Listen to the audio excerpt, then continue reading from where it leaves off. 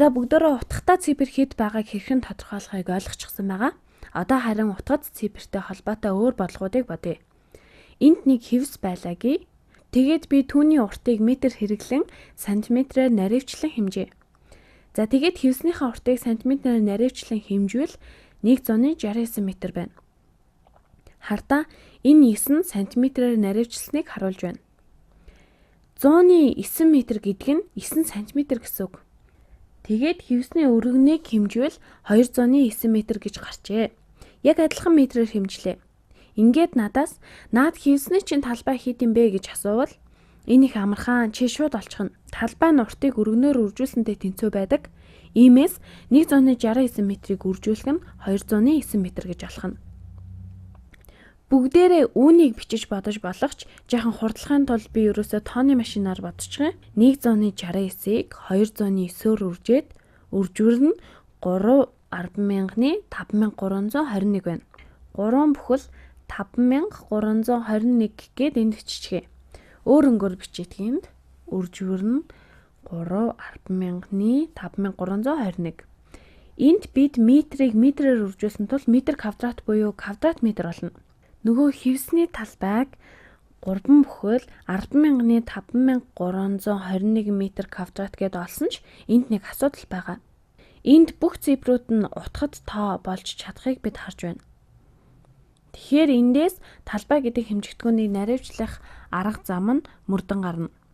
Энд бид талбайгаа зөвхөн сантиметрээр л наривчлах боломж байна. Яах вэ гэхээр манай хэмжигдэхүүн маань үнэхээр үүнээс илүү наривчлагдахгүй гэдг нь харагдаж байна. Тэгэхээр энэ тооцоолол бол бидний хэмжилтээс хамаарч байна. Эндээс харвал үржүүрийн утгад цифрийн тоо аль ч үржигдэхүүний утгад цифрийн тооноос их байж чадахгүй гэж хэлж болох нь. Энэ бодлогын хувьд бол энд 3 утгад цифр байна. Бас энд 3 утгад цифр байна. Ерөнхийдөө энэ утгад тоонуудыг үржүүлж эсвэл хуваах тохиолдолд гарч буй үржүүр эсвэл ноогдурын утгад цифрийн тоон уг тоонуудынхаа утгад цифрийн тооны хамгийн багаас нь хэтрэхгүй байна гэж дүгнэж болно.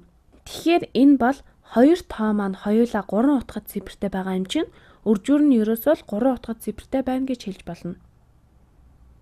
Хэрвээ энэ нь 3 утгад цифртэй ба энэ нь 2 утгад цифртэй байсан бол үржүүр нь ерөөсөө л 2 утгад цифр байна. За тэгэхээр манай бодлогын хувьд үүнийг бид 3 утгад цифртэй байна гэдээ олчлоо. Одоо тэгвэл 100-ны орноор наривчилж ойролцоогоор авах хэрэгтэй байна гэсэн үг. Ингээд энэ хоёрыг ойролцоогоор авбал 300-ны 53 м квадрат гэж гарах нь. Одоо бид утгад тоог хуваах буюу өөр үйлдэл авч үзье. Ингээд би ерөөсөө угаалгын өрөөний шалаа бэлтаадаж байна гэж бодъё л доо. Шал маань нэг иймэрхүү байгаа лу. Хэмжээ. Би угаалгын өрөөнийхөө өргөнийг хэмжээ. Би алхмаар нь хэмжнэ. Өргөн нь 10.1 алхам, 10.1 алхам. Энэ бол би хэмжиж болохоор наривчлал байна. Би 10.1 алхмыг хэмжиж чадна гэсэн үг. Одоо харин шалны уртыг хэмжвэл шалны урт нь 12 бүхэл. Би үүнийг маш өндөр наривчлалтаагаар хэмжиж чадах бөгөөд энд ямар ч хамаагүй нэг тоо бичлээ шүү. Урт нь 1200-ны 7 алхам гээд. За одоо би нөгөө бэлтааны тухай ярих хэвээр. Надад бэлтаа байгаа. Нэг бэлтааны талбай нь хин нэгэн аль хэдийн надаас төрүүлээд хэмтчихсэн байна. Үүний талбай нь бэлтааны талбай нь 107 алхам квадрат. Би юуг олох гээд байгаа вэ гэхээр энэ угаалгын өрөөний шаланд нийт хэдэн бэлтаа орох вэ гэдгийг. Тэгвэл би эхлээд угаалгын өрөөний шалны талбайг олоод түүнийгээ бэлтааны талбайд хуваачхна. Ингээд угаалгын өрөөний шалны талбай нь 10.1 алхмыг 1200-ны 7 алхмаар үржүүлсэнтэй тэнцв. Тэгэхээр үржүүр нь аль би тооны машин дээр бодъё.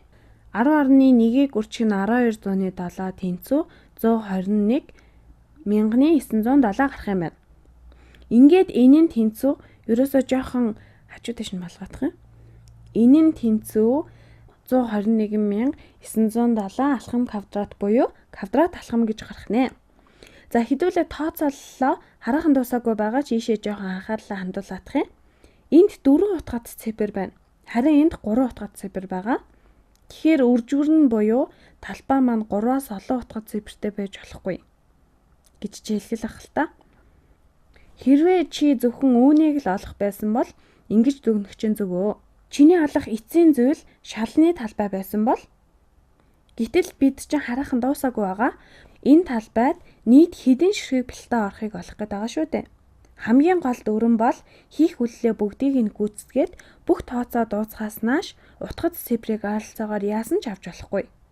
Ялангуяа бөө хувааж үржүүлэх үйл гүйцэтгэж байгаа тохиолдолд жишээ нь энд чи ойролцоогоор гаргачихвал сүүлийн үр дүн чинь чиний тооцоолж байснаас алдаатай болно. Тиймээс ямар тоо гарсан тэр чигээр нь үргэлжлүүлэх хэрэгтэй. Тэгэхээр одоо хуваах хүллээ гүйцэтгэе. Ингээд шаланд орох бэлтаан, угаалгын өрөөний шаланд орох бэлтаан. Угаалгын өрөөний шалны талбай 121,907 алхам квадратыг хуваах нь бэлтааны талбай буюу 107 алхам квадрат. Тоног машинаа ахиад гаргаж ирээд бодъё. Энд 121,907-г 107-д хуваагаад энэ бүх цифруудыг тооцно гэвэл аймаархан болох гээд байна. Гэхдээ хэдүүлээ энд утгац цифрыг тооцож үзээд сүүлийн хариуг гаргаж авна. Ингээд угаалгын өрөөний шаланд нийтдээ хэдэн бэлтээ орох вэ гэхээр хариу нь өөр өнгөөр бичиж 113 бүхэл 9 3 1 7 7 5 7 тэг 1 гэд цааш үргэлжилнэ. Алхам квадрат. Хариу нь энэ байна. Хэдүүлээ угаалгын өрөөний шаланд хичнээн бэлтээ орохыг олох гэж байгаа. Одоо харин утгад цифрээ тодорхойлох хэрэгтэй. За бодъё. Энд 4 утгад цифр байна. Харин энд 3 утгад цифр байна. Энд 3 утгад цифр байна тийм үү? Үржиж хуваах үйл хийж байгаа юм чинь бид хамгийн багаар нь үржигдгүн болон хуваагдагч хуваагчийн утгад цифрийн тооны багаар нь тооцох ёстой. Утгад цифр хэд байгааг тооцоолчих юм бол бид эцсийн хариугаа гаргаж чадна. Өөхөө энд 2 бичихч. Утгад цифр 3 байгаа. 1 тэг 1 гэж байгаа. Тэгэхээр энэ маань 3 утгад цифртэй байх ёстой. 3 утгад цифр гэхээр хэдүүлээ алхмаар нарийжвал энд дараагийн цифр нь 9 байна тийм үү? Тэгэхээр үүнийг ойролцоогоор авна. Тэгээд 114 гэж гарах нь. Харин энд нэгж алхам квадрат биш. Энэ чинь бэлтааны тоо байна. Алхам квадратыг алхам квадратад хуваасан чинь 114 ширхэг бэлтээ орох нэ. Яг 114 ширхэг бэлтээ биш л те. Гэхдээ бид хэмжигдэхүүнийг наривчлах арга дээр тулгуурлан ойролцоогоор 114 бэлтээ орох юм байна гэж үзэж болох нэ. Ингээд би энэ хичээлээр та нарт утгад цифрын тодорхойлогдсон хэмжигдэхүүнийг хэрхэн хувааж бас үржүүлэхийг харууллаа. Хамгийн гол дүрэн бол хэдэн ч утгад цифртэй тоонуудыг үржүүлэх эсвэл хуваах үржүр ба ноогдорын утгад цифрийн тоон үржигдэхүүнүүд болон хуваагчийн утгад цифрийн тооны хамгийн бага тоон тэнцүү байна. Нэмж хасахад арай өөрлөлтөө энэ талаар дараагийн хичээлдээр тайлбарлаж өгье.